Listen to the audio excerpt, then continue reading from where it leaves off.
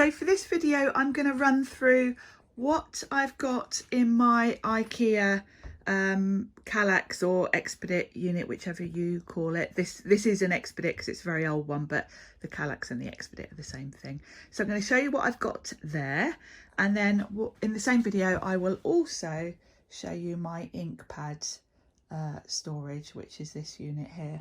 I'll start with the Ikea unit, and I'll start at the top. At the top I've got these I think they're called Culver is the make, baskets, and most of them have got paper stock in. This first one though I use for keeping cards that I've made so they're ready to send out. Most of the cards I make really tend to be for Sizzix for TV shows. Those I actually keep outside of this shed once they're made. Because I have so many, they get boxed up, and I actually rent a storage unit to put those in.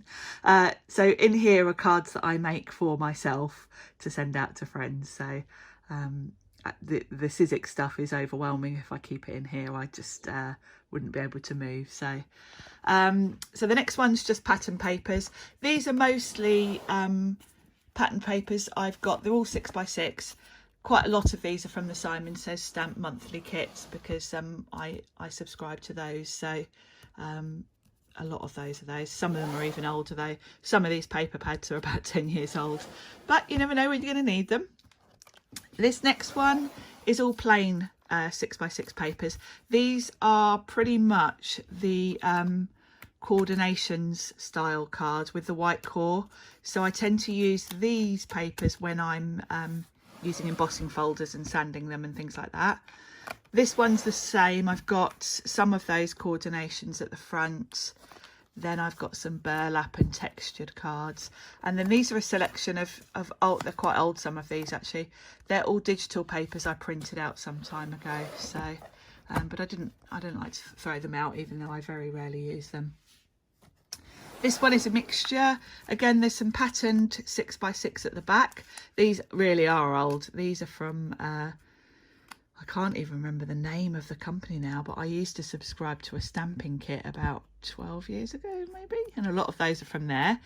Then I've got some lovely paper packs from Tracy Hay, Alpaca Pals. Her papers are gorgeous. So these are, I've got some rainbow ones and some lovely pink. Yeah, here's some nice rainbows. And then at the front I've got quite a few packs of the Tonic Moonlight and Rose set. I buy these because I really like the brushed rose gold in these sets, so whenever I see them I buy them because I get through a lot of that. Then the next two, these are card blanks in this one, and this one is different envelopes. Few at the front are from SSS Stamp, and then it's mostly craft card envelopes that I use. So those are all kept on the top, so they're all handy. Then moving down to the first row, this is my stamp and die storage along this whole first row. The first cubby is stamps. I store my stamps in acrylic boxes. These started off, some of these are from Muji. Muji stopped making them, so I found a company in the UK that make similar. Let me just show you the difference actually.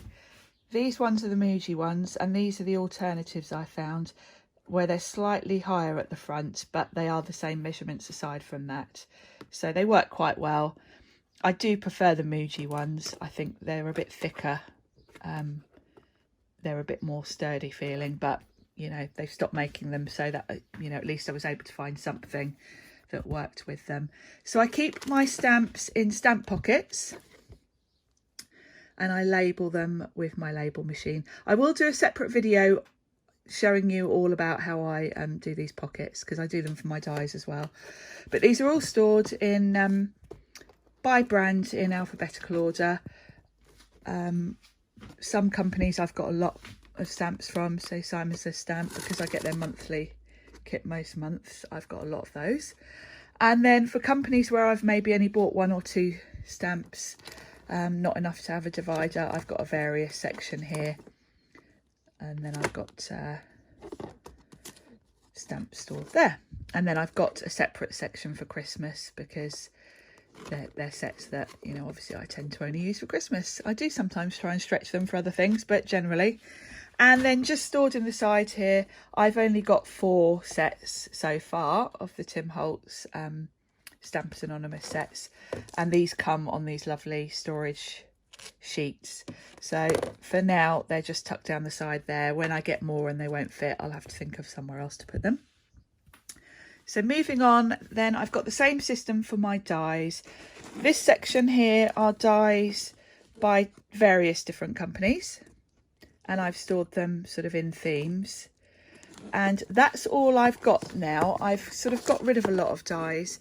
Because I work for Sizzix, I have a lot of Sizzix dies, and my opportunities for using dies with other companies are pretty slim really, because my Sizzix work takes up so much of my time that for making personal cards, that there's only a few dies really other than Sizzix that I use. So these are all sort of dies that I absolutely love that I've kept. And then it's my Sizzix dies. I've got 2 so far cubbies full of Sizzix dies. These are all just Thinlet dies. My bigs are stored somewhere else. So it's the same system. They're stored in themes. So I've got alphabets, Christmas, animals, flowers. I've got a lot of miscellaneous. But for now, I've managed to keep them just in 2 of those cubbies.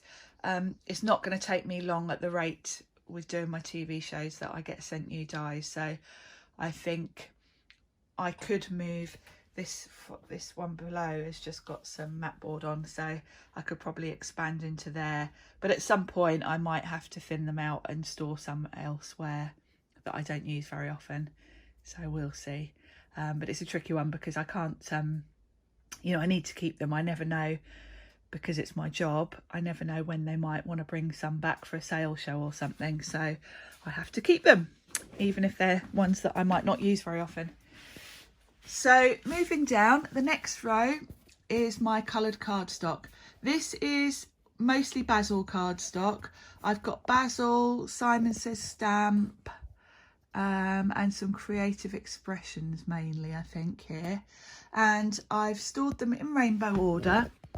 I bought these wallets, I bought them on eBay a long while ago. They weren't very expensive. If you type in A4 zip bag, you'll find them. They're really quite good for keeping dust off. And I've got magazine holders, clear magazine holders. I think these were from Muji as well, just to keep them all neat. So that's my coloured cardstock. Obviously I've got Sizzix cardstock and a lot of it, but I store that all together because when I'm working on Sizzix projects I pretty much only use Sizzix cards, so I keep that all together. Next row down, I've got a drawer unit here. This has just got stationery items in it. I could probably think of a better use for those actually, really, if I get organised. Next one along, this is all my 12 by 12 sheets. I've got these are Basil, and I tend to cut them down to put in those, but where I've bought extras I keep them there. And then the rest are, I've got some Tim Holtz, these are the sort of coordination style with the craft core Tim Holtz ones, so I've got a couple of those. And then in these plastic containers, these are all pretty much patterned 12 by 12s. Next cubby along, these are just some books and magazines that I've had for a long time, various different Stampington magazines that are too beautiful to throw out, and I've got some different mixed media style books and things, and then some of the old cards magazines that they don't do anymore, but I thought that was a really good magazine, so I occasionally refer to those. And the next cubby we touched on a minute ago, this has got my Sizzix textures, my Sizzix surfaces rolls. I keep just one of each colour in there, so it's to hand. And then next to that are the matte board and mixed media board from Sizzix. I've only recently put those in there actually, because I've been using them a lot lately with Eileen Hole dies, so I might think up a better storage for those, but for now that's where they live. So moving down, this has got some different sheets of matte board to the side, but then I've got plastic, A4 plastic containers with all my Sizzix Opulent cardstocks. I've got all the colours there, and they're nice and handy when I need them. So next, these are from Ikea. These magazine holders contain all my magazines.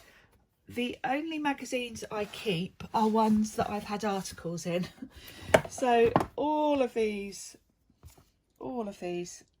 have got my projects in. And I haven't really done much magazine work lately, which is just as well really, because I don't think I can really fit any more in. So if I start doing more magazine articles, I'll have to maybe find some more storage. And then lastly, this is a bit of a mixture. I've got some swatches here. I've got some 8x8 card packs. They're more of the sort of coordinations, Tim Holtz style packs. I've got a scrapbook there that I've started and has been there for a couple of years, and I never have the time for scrapbooking, but I've got some old photos that I really want to put in there. And then I've got a couple of folders where I keep my invoices and magazine commissions and things, so where I need, you know, the paperwork I need for the work side of things. So I'll move up slowly so you don't get dizzy. So that's my Ikea unit. And in this video, I will also show you my ink pad storage as well. My ink pad storage is this metal filing cabinet. I bought it, can't think how many years ago now, probably about 8 years ago. I bought it secondhand on eBay for £15, and it was in a bit of a state. And I spray painted it with some cream paint, and then I painted the drawers with a sort of sage green. It's good storage for ink pads actually. They do fit quite nicely. So in the top drawer I keep all my sort of everyday ink pads, my Mementos, VersaFine, the ink pads that I use for sort of most projects. This one is dye inks, mostly SSS Stamp. I've got a few Catherine Pooler, I've got some paper tray. This one is all pigment inks, which I don't use very often actually, and to be honest I've never really used these very much. I bought them because I love the colours, but because pigment ink is so slow drying, it's not an ink I use very often. Next up are my Simon Says Stamp cubes, and then I've got a couple of Lawn Fawn and a couple of Archival. These are all stored in the Tim Holtz tins, and 4 fit really nicely in these drawers. Then I've got all my distress inks. Again, they fit nicely in 4, so I've got them all in one drawer, which is really useful. Then I've got my full-size distress inks. I don't have all of the distress ink colours actually, but I think I've got most of them in the cubes, but I don't have them all in the full size. But between the cubes and those, I've got every colour that I would need. Then the oxides. I have got all of the oxides, so these are 2 deep in here, which is a bit of a pain, but it means I can fit all of my oxides in 2 drawers. So the first drawer, this one, I've got browns, reds, orange into yellow. Obviously they're in rainbow order. And then this goes into greens, blues, purples and pinks. So they all fit in 2 drawers, which is good. Then the bottom 2 drawers are a bit of a mess really. They're kind of odds. I started buying the Altenew cubes, but only got as far as enough to fill 2 tins. I've got some of these big old ink pads that were all the rage a few years ago. Then I've got a few other, I've got some stays on in here, which I only really use if I'm stamping on acetate, so they don't get used very much. And then the bottom drawer's the same, it's a bit of a mixture. I've got a spare tin there, and then I've got a lot of colour box the smaller chalk inks. I've got some doubles of Distress Oxides where I've got them in kits and things and I already had them, so I just keep those there as extras. And then some old Versacolour cubes. I could do with clearing this out because I bet half of these are dried up anyway. They've been in here for so long. So that's my ink storage. Don't forget to check all my other videos. I am doing videos of the whole room, but I'm splitting it down into sections. So this video was my IKEA unit and my ink pad. There'll be a separate video going through all of those drawers at the back and my worktop at the back. So be sure to check all the other videos because I'm going to have a whole series here. So hopefully you've enjoyed that look through my craft room and I will see you soon.